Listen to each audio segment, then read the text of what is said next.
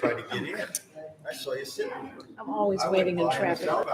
This could get interesting. I'm always I waiting. said, they're going to call it. Waiting to get into the I'm always driveway. waiting to get in or out. I know. And you would think people would let you get in your driveway. It's the meeting show. Mm-hmm. Your microphone is on.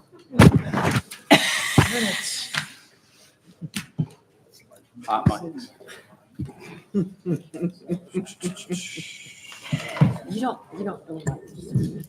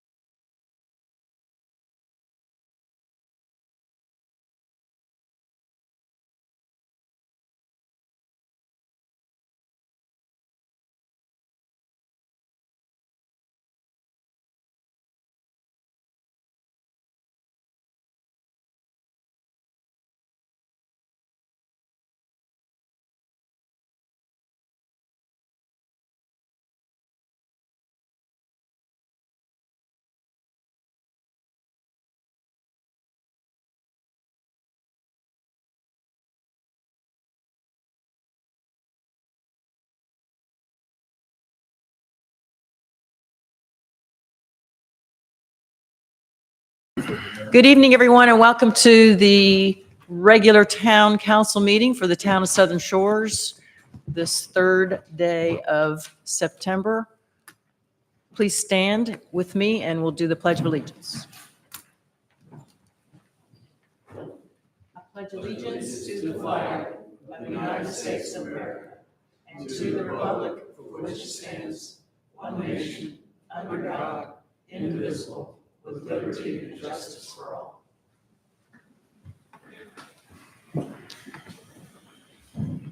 Thank you very much. We'll have a moment of silence.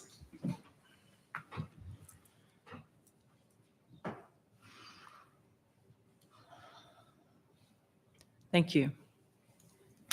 Council, we have an agenda in front of us. Are there any motions to amend, or can I hear a motion to approve the agenda as presented?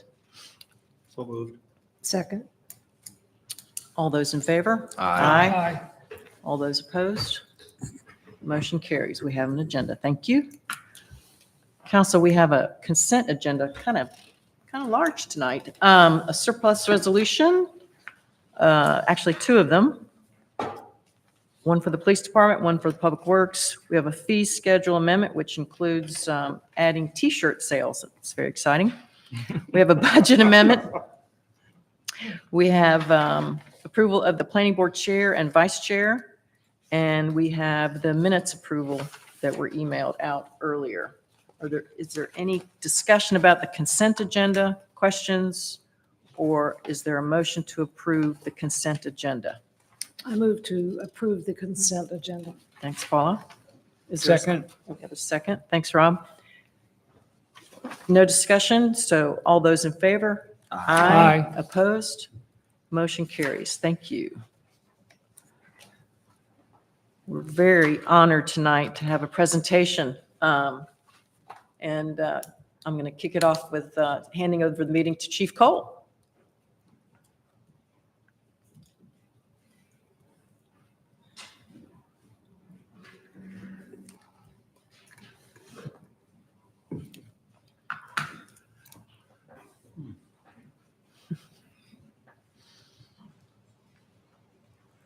Thank you, Mayor, members of council. It's my honor and my privilege to first of all introduce you to Jennifer. Most of you are familiar with her, Couture. She is what holds the police department together. She has been the clerk for apparently 25 years now. Only seems like yesterday. Wow. Just to give you a little bit of background on her, because the mayor and I were just chatting, and she was actually a sworn police officer for several years. She was born and raised in Ohoski. She graduated from ECU with a degree in English. She worked for Greenville as a police officer and also for 3.5 years in records and investigations, as well as admin assistant. She also went to OCS for the United States Marine Corps. She was not commissioned. She came home. She was hired as a law enforcement graduate, graduated from Pitt Community College, BLET, the Basic Law Enforcement Academy. Went to Manio for about a year, and then certified for 8 years with Southern Shores. And here she is. So, and she's been here ever since. But she was a sworn police officer, which really makes it even much better for the position because she knows how we think, what needs to be done, and those types of things. And she knows both sides of it, and that's always kind of a blessing. So I would like to present her with her 25-year of service to the town of Southern Shores. Wow.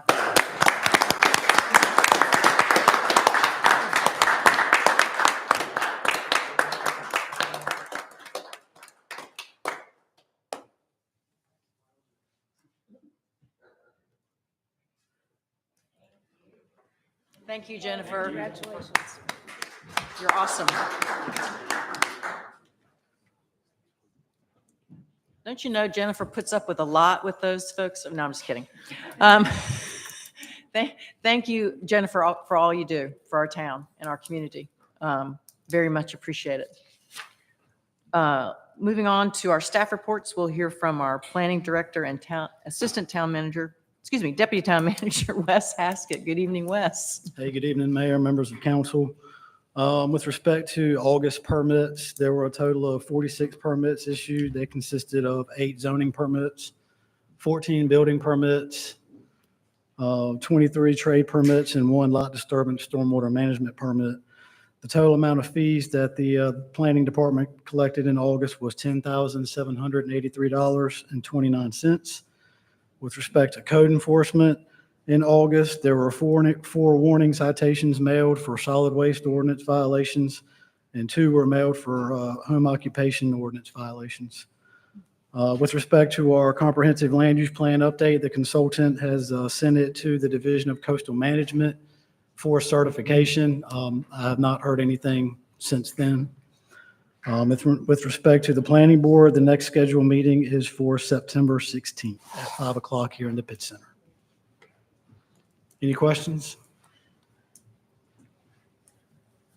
Nope, we're good. Thank you, Wes. Thank you. Next, we'll hear some reports from our police chief, David Cole.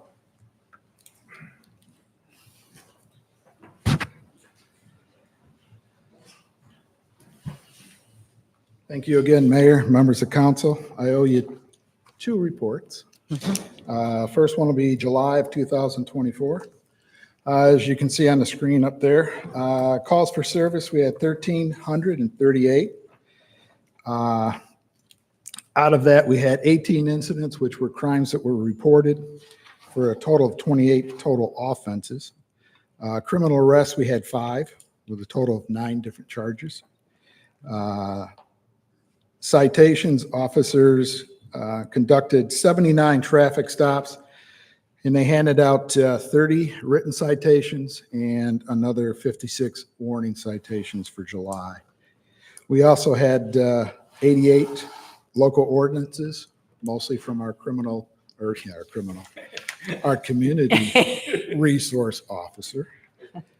And we had 12 reportable motor vehicle accidents for the month of July. Month of August 2024. Let's see, we had a total of 1,196 calls for service. The breakdown of the actual incidents, crimes, were 13 for a total of 25 total offenses. We also had 7 criminal arrests, 13 total charges. We had 67 traffic stops. Out of that 67 traffic stops, 32 written citations and 39 warning citations were handed out. Local ordinances, we had 75 of those. And we had another 12 motor vehicle accidents for the month of August. Any questions? Thank you. Thank you, Chief.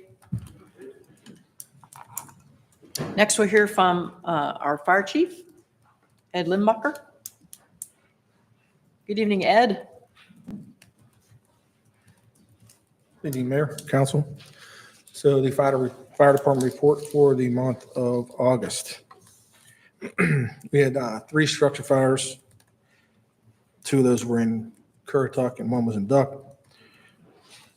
3 fires that didn't involve the building, or 2 fires that didn't involve the building but were inside the building. 1 cooking fire and 1 outside equipment fire. 41 EMS calls. 2 motor vehicle accidents with injuries. 1 involved the pedestrian, which is actually a bicycle in the Starbucks parking lot, and then 1 with no injuries. 2 elevator rescues and a surf rescue. 1 hazardous condition. 2 electrical wiring problems, which were about HVAC problems. 1 vehicle general cleanup. 7 beach wheelchair deliveries. 1 address sign, 1 smoke detector service, 1 animal rescue, 2 public service, and 1 dispatch no incident found. 7 alarms for a total of 80 this month, which puts us about 6 ahead of last year. So, any questions? Thank you, Chief. Business as usual. Doing your job. Yeah. I like it. Smooth sailing. Yeah, it's great video that was shared out by the town manager about the fire department. Matt was the star, and then there were some lieutenants that were also featured. There was no sign of Chief Limbacher in the video.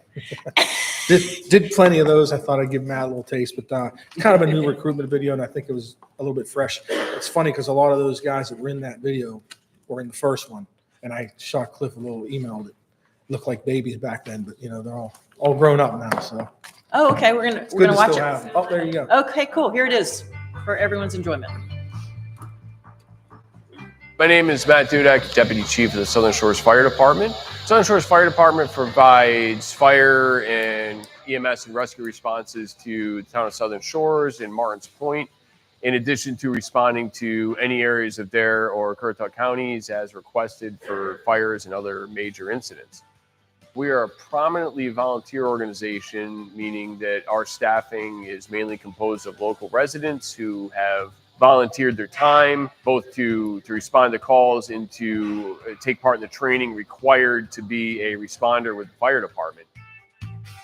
They are here at Southern Shores because we have a culture of responsibility, and we very much enjoy what we're able to give back to our community in the town of Southern Shores and our mutual aid partners. When people call 911, we're kind of the toolbox to fix a lot of problems. So we like to be proficient in everything. And just because we're a volunteer fire department doesn't mean that that standard is any less. Somebody picks up the phone and calls 911, they see a fire truck, they expect the highest standards. Every single Tuesday, we're here training, covering all aspects of fire response, rescue responses. In addition to classroom work, we have to cover a lot of topics in order to maintain our training requirements with the state. The fire department's evolving. Southern Shores, we have a lot of water. We have a lot of canals. We have the ocean on one side, the sound on another. And we realized there's a gap in our response capabilities in responding to those incidents year round. So we adopted a water rescue program where we got a boat, a lot of equipment for that. And we are putting that through the paces right now, training our members to be ready to respond on water calls. We're very fortunate to have this building because not only does it act as growth for our membership and the citizens, but it also acts as a wonderful training facility for both the members here at Southern Shores Fire as well as other departments. I volunteer in Southern Shores to be both a mentor and a mentee. So the fire service is built on those that came before you. So being a younger guy, it allows me to be the mentee. Being a volunteer also allows me, because I have that career experience, to provide my knowledge and expertise. Knowledge not shared is wasted. Being able to work in the Hampton Roads region, train up there, and also come back here and train, it allows me to stay fresh in my skills. Being a volunteer doesn't mean you have to fight fire, right? We have the rehab unit, and there the godsend after working a structure fire on a hot summer day, and they show up with a nice cold Gatorade or a snack. So young or old, the Southern Shores Fire Department allows you to be something bigger than yourself, right? You do things that people can't repay you for, right? People call the fire department because they have a problem they can't solve. And there's nothing better than being able to be that person that provides that answer for that person in the time of need.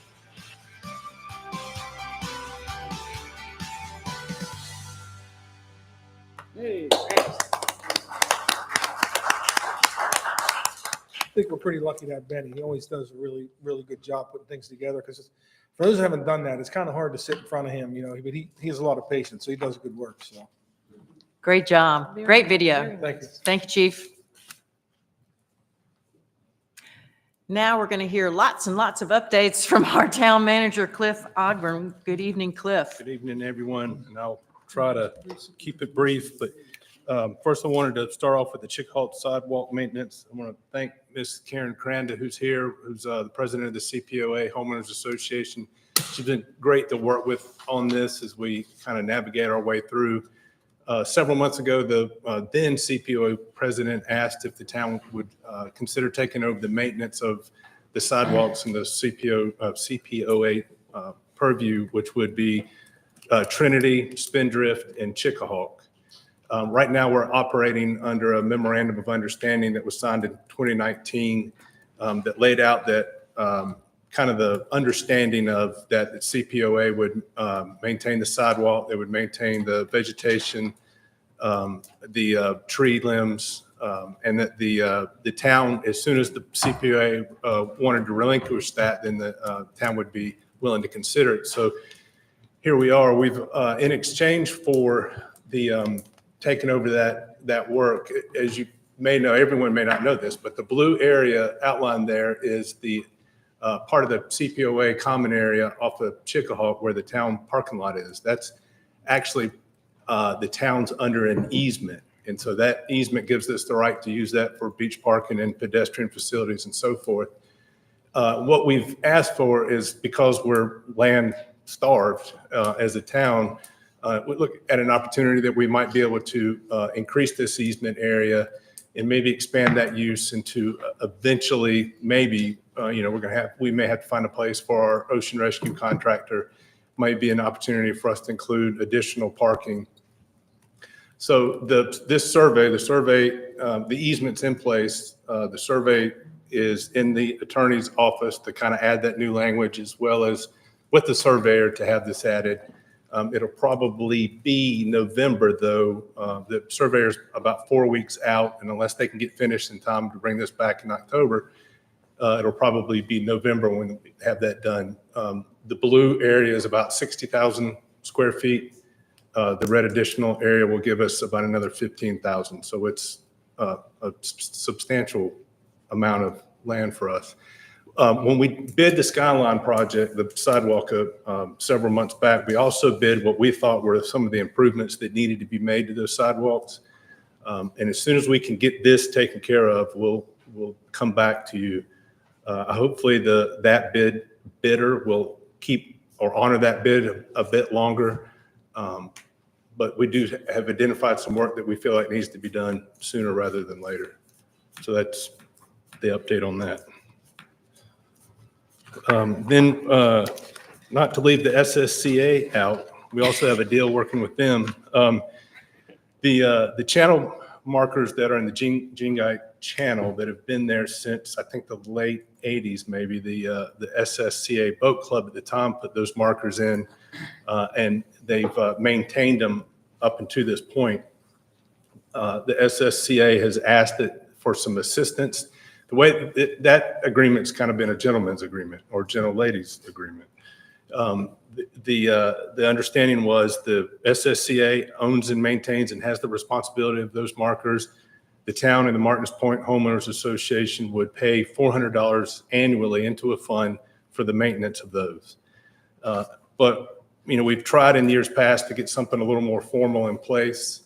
And the attorney has reviewed a memorandum of understanding that hopefully we'll bring to your next meeting. And basically what it does is it keeps SSCA as the owner of record with the markers, with the channel markers. The responsibility lies with SSCA. The town will assist in securing and maintaining any permits that are required for any of the work. The only time that would be necessary is if one of those markers had to be moved, which we did a while back. Rather than trying to dredge a new channel, we just moved the marker to deeper water. About 4 of those were moved, which did require a CAMA major permit. But other than that, it's just the day boards missing, a lights out, something that's pretty simple, and the town will coordinate that work. But the payment will continue to remain in 3 parts, that each of the 3 parties will maintain a third of the cost or pay for a third of the cost. And this only addresses those markers. It doesn't address channel maintenance, dredging, or the canals or any of that. It's just ensuring that our folks, Martins Point folks, have a way out, a safe way in and out. So that should be coming back on a near agenda. The town hall renovations, I'm hoping this project's going to finally go out to bid at the end of this week. According to the architect, he's made the last revisions that staff gave him. The renovations, a part of this that won't be bid out, part of it does include some security doors with the security system with the fobs that allow you in and out. The system we have predates every employee, maybe besides Jennifer, but they've extended their useful life. They're no longer maintain the software, and we're robbing pieces and parts to keep these things running. So that'll be an add-on component that we'll have to bring to these renovations, as well as security cameras. That'll all be a part of this. And again, I think we'll put this out to bid for 4 weeks. So going to be loading your agenda up in November, I think, with some big ticket items. Another big ticket item is the planning department document scanning. As you know, all the documents have been picked up. Ended up with 3,037 files, which is almost exactly what we had anticipated there would be, or what we estimated there would be. It took about 3 weeks for the Multifamily Media Management LLC is doing this work. It took about 3 weeks for them to index that. Of the 3,037 files, just over 2,200 of those have drawings that average a number of 12 pages per file. They are now estimating October 31st we should be done. Those blueprints take a while to upload. It's about 5 minutes a piece. They've got it down to about 298 hours of work just to upload those blueprints. So in the meantime, staff has been able to call the company and get what they needed because everything's there. And if they need a file, they've been able to get it pretty quickly. And so I don't know that it's been interruption to any of our customers or contractors so far. So that's moving along. Like I said, that should be done at the end of October. Depending on when the construction is, they may keep those files for us. Rather than bringing all that stuff back right in the middle of construction, they may keep it at a warehouse for us, and we'll get it when the new file room expansion is completed. If no questions there, I'll move on to the cemetery. You all talked about this at your last meeting, and since then I believe we've completed the tree work. There were 3 trees that were diseased and needed to come down. We've cut those. There were some dead limbs, widowmakers, as I'm told they're called, that have been removed. And some of the 2 dogwoods out on South Dogwood have been pruned up and hopeful of getting them healthy again. So that work's done. We've ordered 6 new benches to replace what's out there now. Those have been ordered. Let's see, we're considering whether or not the new driveway, whether or not we want to use a pea gravel, or we're all worried about the maintenance of that because, as you know, with all the limbs and the leaves and trying to keep that off of the pea gravel and using a leaf vacuum, it's going to be difficult. So we're going to price out what it might cost to do an exposed aggregate, which would cost more initially, but I think would be much better in the long run. We're in the process of ordering a new sign and getting landscapers to come out to give us a bid or a proposal of how they might foresee us getting the grass growing and better than it is now, as well as suggesting some supplemental plantings along South Dogwood and maybe a buffer along the north end. So all that's in progress.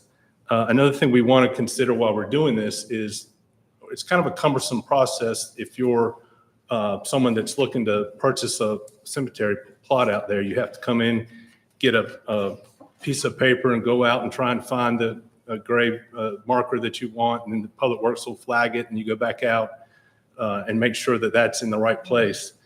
But there's some software now that you can actually, we can have all this done ahead of time, and with a QR code, anyone that goes out there wouldn't even have to come to the town hall. They just scan that, then on their phone they can find the available plots. They can, right now, if you're looking for someone out, it's difficult to find. You can just type in that name and your smartphone will take you right to where that location is. So we're looking at that enhancement as well. The Juniper Bridge, we've been stuck on the 90% drawings, it feels like, for quite a while now. I think we're getting a little bit closer there. There were some, as you can imagine, it's a pretty thick bid document that's going to go out. And so once we get all that finished, we should be closer to getting this project out to bid. I'll say that mid-February is kind of the deadline working back. That's when the moratorium kicks in for the in-water work in the canal for the protection of the fish habitat.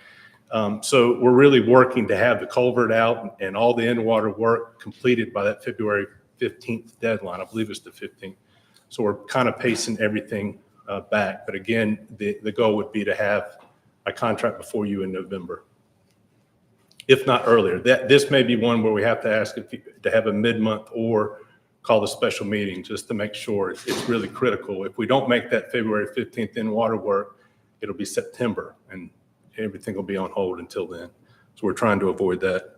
And then finally, the street improvements are scheduled to start in 2 weeks, September 16th. That road work improvement repaving will start. They have, as you know, towards the end of October to finish that work. And once we have a firm date nailed down, we'll be putting that information out and hopefully a schedule of where they'll be and when they'll be there. That's it. Counselor, did you get all that? Hey, Cliff, you lost me on the sidewalks. You said the Skyline bid. Yeah. How is that connected to the Trinity? We went out and we marked some areas along all those sidewalks that we thought needed repair. Okay. And so when the project was bid to do the Skyline work, it was also bid to get a price for that work. Okay. But unfortunately, we hadn't gotten to the point yet where, I have a new easement that I can, before asking you to spend that money. Okay. Did we approve that money or that'd be more money? There'll be more money, That'd be more. Okay. just new money. Cliff, just one question on the channel markers and who does what. The folks over in Martins Point also use that channel. Is there any moves afoot to say, hey, do you want to chip in a few, bucks to support the channel? They're the other third of that cost. So whatever the cost is, and it's not amounted to very much money at all. I mean, over the years, some years we don't even spend anything. As to the cemetery, because that's my thing. I want to recognize Andy McConaughey for being here, and he has been so generous with his time and his suggestions, all of which we're following up on, about how to make the cemetery a more pleasant place to be. And so I want to thank you so much for doing that. And also all of the residents, citizens of Southern Shores who've come out to the cemetery, primarily people who own plots there or who have relatives there, and have given us their feedback about what they'd like to do. So I'm really happy that we are following through with all this, and it really looks a lot better already. And also, are we still ordering the benches from our local vendor? Yeah, we've done that. So we ordered those from Beachworthy Furniture, which is here in Southern Shore. So we're trying to keep it local. So anyway, thank you, Cliff. Thanks. Thanks, Cliff.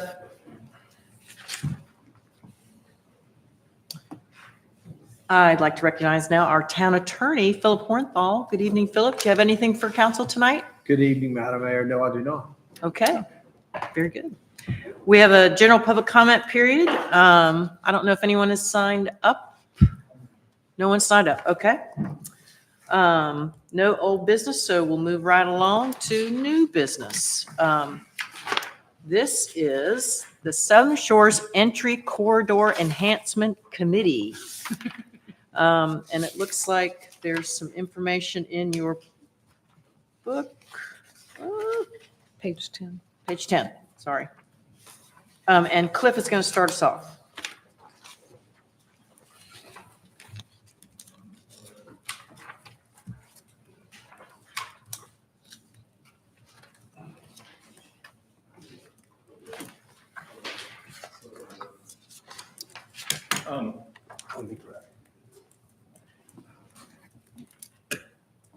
What we're asking tonight is for the council to consider appointing a committee that can dig a little bit deeper into a small area plan for the commercial district here in the town of Southern Shores. We had kicked around, staff had kicked around ideas of an do we want to do an RFP to get a consultant and get somebody on board to help us with this? But before that, we felt like it might be a good idea to get in a committee that could kind of oversee whether or not that was in fact the route we wanted to go before we started.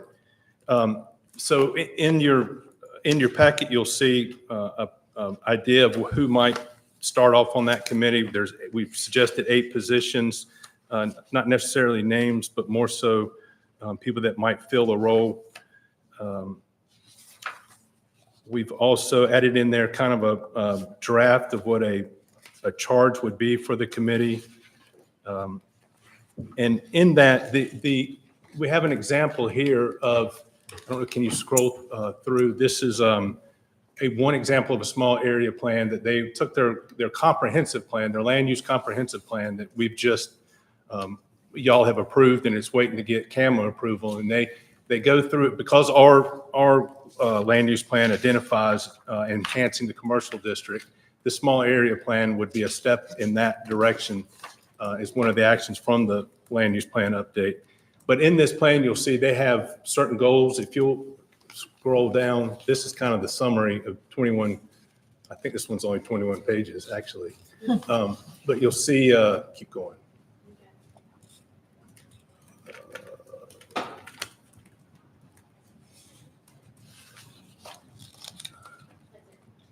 Okay, I'm sorry, go back, start. I wish I was driving. So in this, it'll have things that they're looking at like travel. They'll look at safety for pedestrians and connectivity for bicycles. They'll look at architectural standards. It'll look at, sustainability. It'll look at things like affordable housing. And some of the things that we suggested that you all might want to consider in designing a small area plan for our area would be, we'd look at the current ordinances, we'd look at enhancements for pedestrian and bicyclists, the connectivity, the architectural standards, economic vitality, potential stressors on the community as a result of putting together something like this, adjacent property owners or residential areas, and then a process for making sure that whatever we do, we're maintaining that vision and that we're complying with that vision and that, we check in every so often to make sure it's going as we had originally planned. So what we're asking for is your discussion, questions on this, and then give us direction to try and appoint a committee so we can get going. Because we've talked about commercial design standards for a while, and this is a way to kick that off.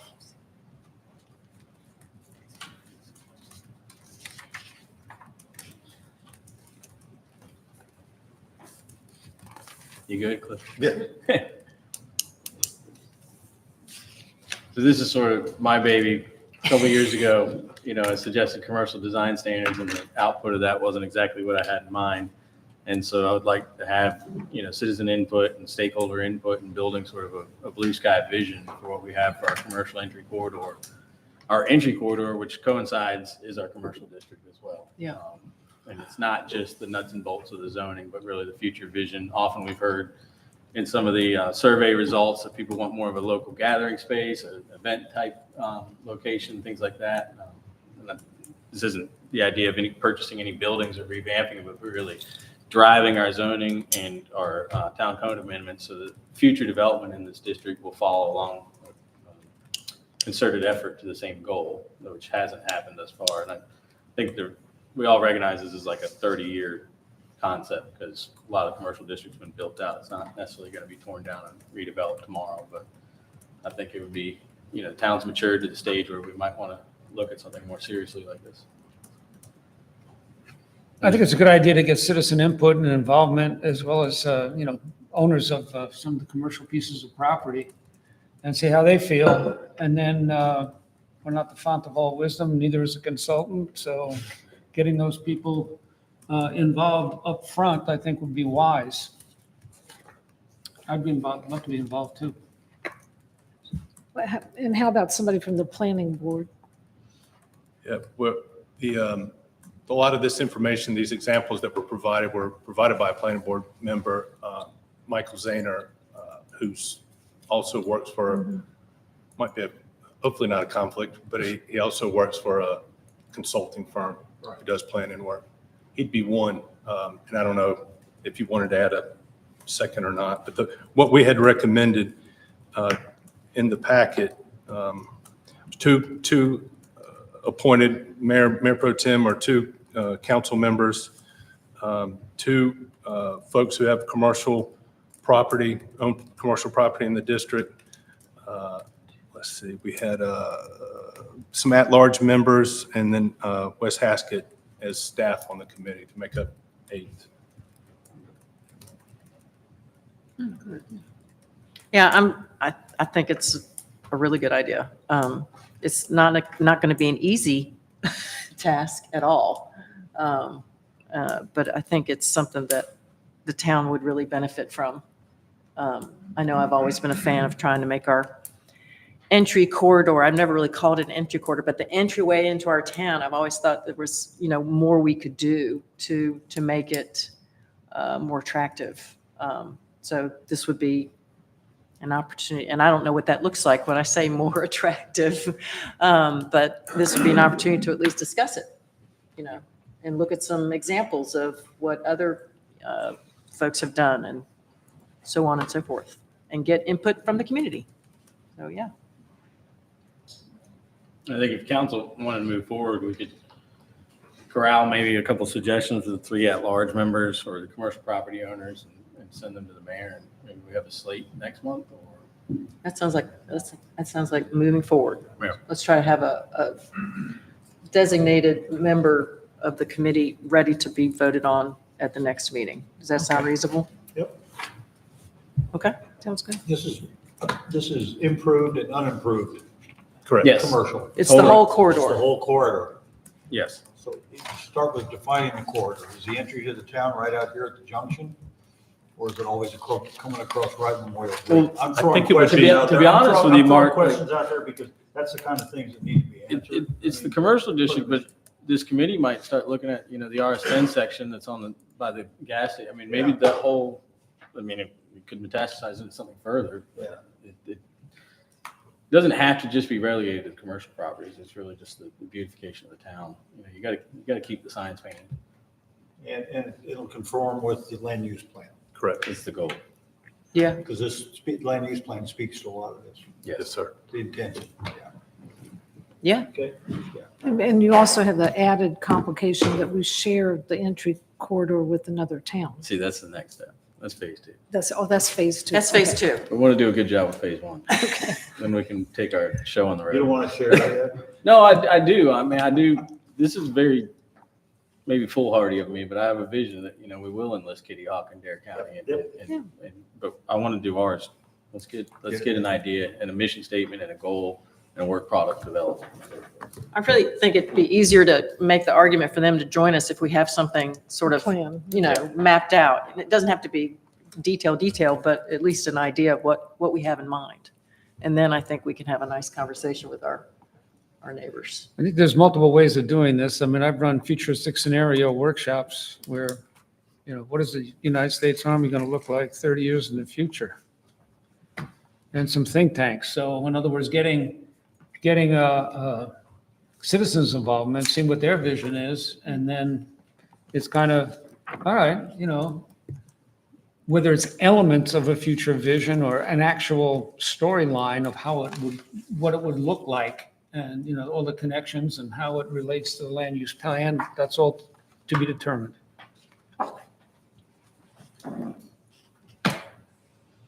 Okay. Council, I think we are in consensus to move forward with the committee, and no one disagrees. We'll move on to our next agenda item. Okay? All right. So Cliff, we're talking about policy amendments? Yes, ma'am. So it's the next page? After doing some review of our personnel policy, we recognize a few things that we need to update. And at a later meeting, we're going to bring back to you a sick leave bank policy where employees can donate sick leave or other leave to those that need it. But in the meantime, we wanted to go ahead and clear up two things under the employee benefits, Article 7, employee benefits. It's not, the way the policy reads right now, it's not clear that the employee has to work a minimum of 30 hours to be eligible for the health insurance benefits. And that's something that the insurance provider requires. If you work anything less than 30 hours, they're not going to cover the employees. So we wanted to make that clear in this policy. And then the other part of that, which also applies, is that when an employee is on leave without pay, they would not accrue holiday pay, annual leave, or sick leave. So if they've exhausted all of their time and there's no more time that they can use, then they're going to have to go on what's called leave without pay. And because they're not working those 30 hours, they're going to have to pay the premium, and they're not going to accrue the vacation and sick leave and so forth. So that's all this really does. Okay. Any questions for Cliff? Seeing none, is there a motion to approve the attached personnel policies? So moved. Second. Any discussion? All those in favor, say aye. Aye. Opposed, say no. Motion carries. Thank you. Cliff. Next, we're going to talk about sand, fence, and beach grass. Can you share that first video? So the police department ran some drone footage of the beach, and I just wanted to show you how the sand fence and the beach grass plantings have been looking so far. And so this was done, I don't know, less than 2 weeks ago. And you can see the row of sand fence and the beach grass that's collecting. I wish I had a before picture of this before the nourishment was done, but that hopefully that'll convince you that we need to keep doing this. Right, absolutely. And thanks for the police department for putting this together, but I think it really illustrates how successful we've been with this. So we want to keep doing that, and that's what this request is. We've got in the budget, we have $24,000 a year for sand fence and beach grass. We're asking to be able to supplement that with another $13,000 so that we can put in, our plan would be to a second row of fence to be installed by a contractor from just south of Trout Run up to just south of Hickory Trail, and then beach grass planted from where we left off at Pelican's Watch, what you just saw, and go north approximately 1 mile. And so, like I said, it's a total of $27,000, but the $13,000 we're asking to take out of the Beach Nourishment Capital Reserve Fund. If you agree, what I would just need is approval to proceed. You wouldn't have to do a budget amendment until we reconcile at the end of the year that Capital Reserve Fund. But this is where that money would come from. And I believe volunteers are ready to start in November. Yep. And we'll get the sand fence planted as soon as before that we can. Well, I'll just say we're very fortunate to have volunteers that will do this. I have seen them out there in November and December and January and February. And at least my stretch of the beach, the sand fences are, I mean, they're full. They are packed up there. The beach grass is thriving. Grass has done great. Yeah. Yeah, it's been great. So we have our sand fence / beach grass extraordinaire volunteer and his wife here, Len Schmitz and Barb Schmitz. Thank you for being here tonight. Thank you. And thank you for doing all that you do to improve the safety of our beach. It looks fantastic. It really does. Thank you for coming out and helping. Yeah. All right, council. So any questions for Cliff or Len? No. I think what we're asked to do is authorize the town manager to proceed. So I move we authorize the town manager to proceed with the beach nourishment project as outlined. Second. very good. We have a motion and a second. Any discussion? All those in favor, say aye. Aye. All those opposed, say no. Motion carries. Great. Awesome. All right, number 11, lucky number 11, Tourism Impact Grant. Yes, ma'am. We're asking to, once again, for the third year in a row, to apply for a tourism impact grant to benefit our sidewalks and multi-use paths in town. The first one that we did, or the most recent one, is out to bid now. We'll get those bids back at the end of September, and that, as you know, is going to extend the sidewalk from East Dogwood on the west side up to Hickory. The one before that, it extended from the Triangle up to East Dogwood. What we're asking for now is to be able to apply for improvements. A part of that project that's out right now, we're also bidding repairs to the existing multi-use path from 3rd Avenue to 5th Avenue. And we'd like to be able to put together a grant project that will continue those improvements.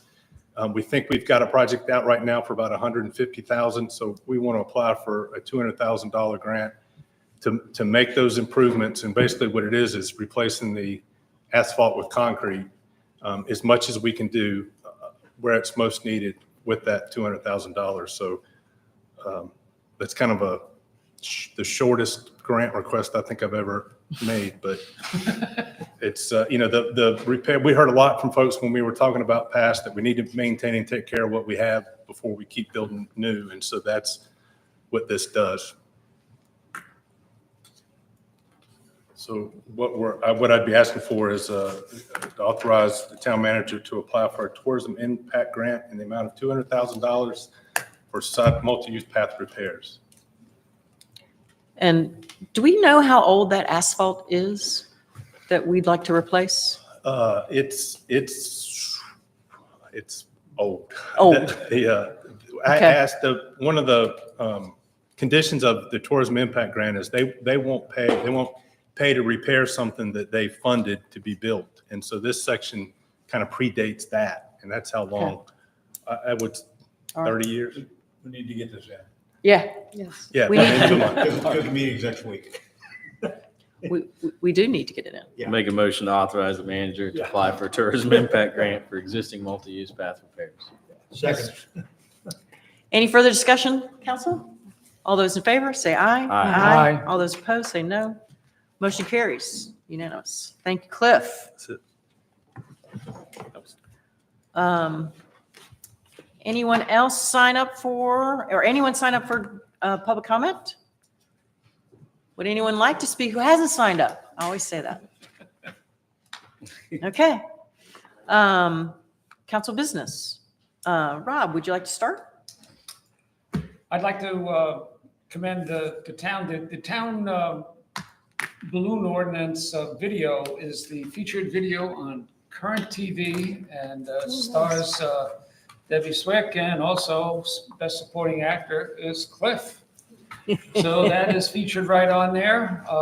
And my suggestion is if you don't go out and see Current TV, please do. And it's the little icon all the way on the right side of the webpage, right over there with the Facebook icon.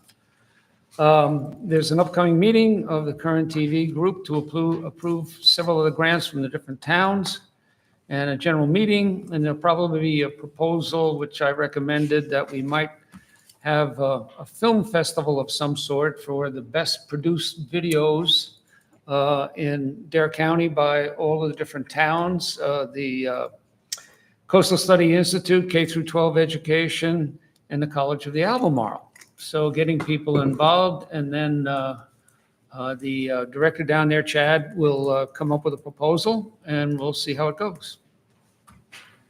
Very good. Thanks, Rob. Mayor Pro Tem?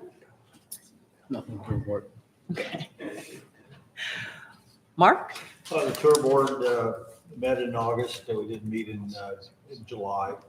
And you've seen the reports in the Coastal Times and then and on the Outer Banks Voice about revenues this year. They're up and down. It looked fantastic in June, but it was a quirk of the calendar. And so we're waiting to see the numbers for July and to put them together. A lot of businesses around here had the same quirk in the calendar as well, at the retail as well, with the 5 weeks in one period against 4 weeks last year. So it's up and down, but right now it's flat. It's still flat. The revenue is still flat with last year. It's behind, especially in occupancy. Meals taxes are up a little bit, but they're approaching last year's level, which quite frankly is pretty good. We thought this would be a settling year from the tourism board, and we believe that we're still waiting to get the numbers. It takes a while for them to come in as they come across. I'll be fascinated to see what happened in August too. Last year, August was really a good month down here. So we know what all that money goes to, and we just talked about applying for $200,000 for the sidewalks here. A lot of money is collected and is put right back in the community. And there's a lot of neat things going on with the tourism board that I'm not at liberty to talk about at this moment, but there's things we're working with the county on, several things that will benefit the whole community here in drawing more visitors off season, not just in season, but more off season, so that it's spread around year round. So it's kind of exciting to be on that board, and there's a lot of work. And next Tuesday we'll be looking at the grants. So there's 2 cycles that goes on. One's for event granting.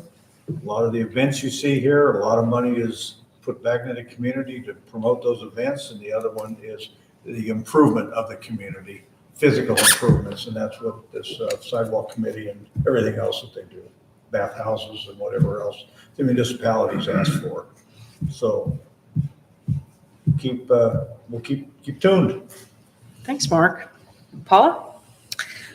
Well, I gave my cemetery update, so that's mostly what I worked on. I also, in August, attended the Albemarle Regional Planning Organization meeting, and that is a group, it's the 7 counties here in northeastern North Carolina.